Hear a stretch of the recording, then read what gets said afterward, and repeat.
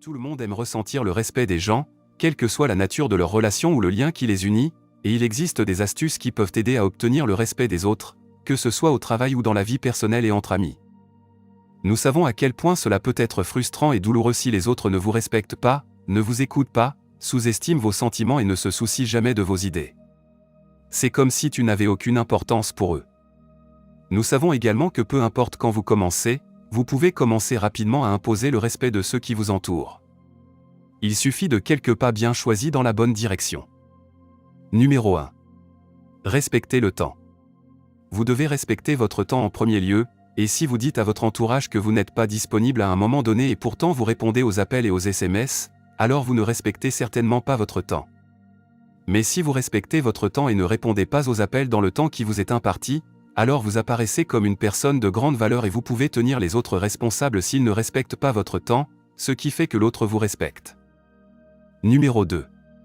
Des mots forts et confiants. Lorsque vous parlez, vous ne devez pas bégayer, car cela vous donne l'air incertain de lui-même, car l'impression est importante lorsqu'il s'agit de personnes, et vous devez tenir vos phrases fermement et clairement, car ne pas le faire peut provoquer le contraire. Numéro 3. Restez fidèle aux valeurs. Certaines personnes peuvent ajuster leurs valeurs en fonction des situations qui se présentent devant elles, ce qui fait perdre beaucoup de respect si vous faites cela aussi. Et abandonner vos valeurs montre que vous ne vous en tenez pas à vos paroles, ce qui donne l'impression de votre manque d'intégrité. Numéro 4. Indiquez votre confiance.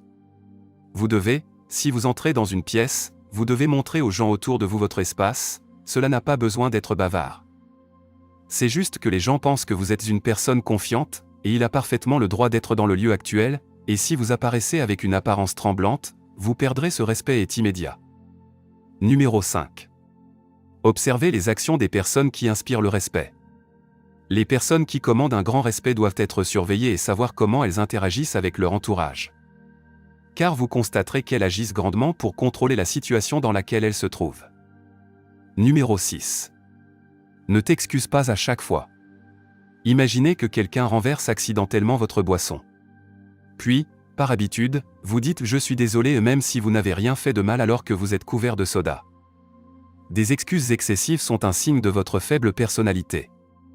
Alors que soumis et dominant peuvent être deux mauvaises choses à l'extrême, il s'agit de trouver le bon équilibre. Vous ne voulez pas être trop facile à vivre ou un paillasson. Mais vous ne voulez pas non plus être grossier ou arrogant.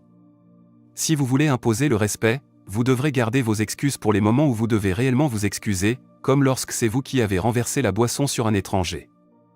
Ne vous excusez pas d'être simplement là, d'avoir donné votre avis ou de ne pas être d'accord. Vous n'avez pas non plus besoin de vous excuser si vous ne voulez pas faire quelque chose. Vos opinions et votre présence comptent, ce qui signifie que vous ne devriez pas vous excuser d'être là. Ne vous laissez pas prendre par des regrets sur votre chemin dans la vie. Numéro 7. Utilisez votre langage corporel pour imposer le respect. Notre langage corporel peut dire aux gens ce que nous ressentons pour nous-mêmes. Si vous vous promenez les épaules levées, les bras croisés et les yeux au sol, vous aurez l'air timide, effrayé ou peu sûr de vous. Rien de tout cela n'est respectueux. Cependant, si votre langage corporel exprime la confiance, les gens vous respecteront. Ils croiront qu'il doit y avoir une bonne raison de vous faire confiance et donc que vous êtes digne de leur respect. Voici les caractéristiques d'un langage corporel confiant. Bon contact visuel en parlant et en écoutant. Bonne pose.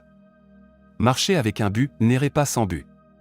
Gardez le menton levé et les yeux vers l'avant, au lieu de baisser. Utilisez des gestes de la main lorsque vous parlez, au lieu de garder vos mains dans vos poches. Numéro 8. Comment défendre ses opinions et ses convictions de manière respectueuse? Lorsque nous compromettons nos croyances pour nous intégrer aux autres, nous perdons notre respect de soi. Soyez à l'aise avec vos propres croyances ainsi qu'avec des croyances différentes des vôtres. Affirmez-vous sans être agressif. Numéro 9. Améliorez vos compétences en leadership pour gagner le respect au travail et dans la vie. Le leadership amènera les gens à vous écouter et vous aidera à faire avancer les choses au travail et dans la vie. Le leadership est l'une des qualités les plus appréciées des employeurs du monde entier. Vous gagnerez le respect au travail. Être un leader signifie être quelqu'un qui aide le groupe à atteindre ses objectifs. Les objectifs peuvent être productifs ou juste pour le plaisir. Être un leader signifie également défendre ce que vous pensez être juste, même si cela entre en conflit avec ce que les autres veulent ou y croient.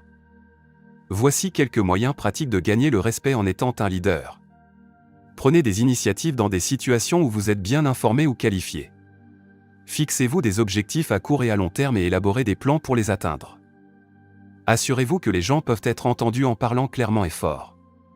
Tenez-vous en à votre parole, faites ce que vous dites que vous ferez.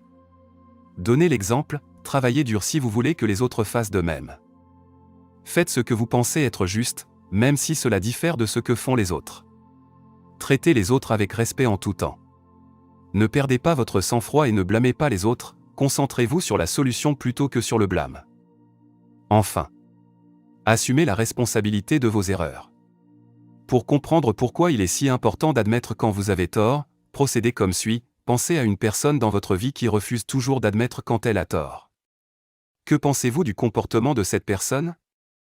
Les gens qui se retiennent même après s'être rendus compte qu'ils ont mal agi le font par fierté. Être fier de qui vous êtes est une forme de respect de vous-même, tandis qu'être fier, c'est croire que vous êtes meilleur que les autres. La fierté est une qualité peu attrayante qui détruit les réputations et les relations. Admettre quand on a tort est toujours pareil. Humilité. Personne n'aime faire des erreurs.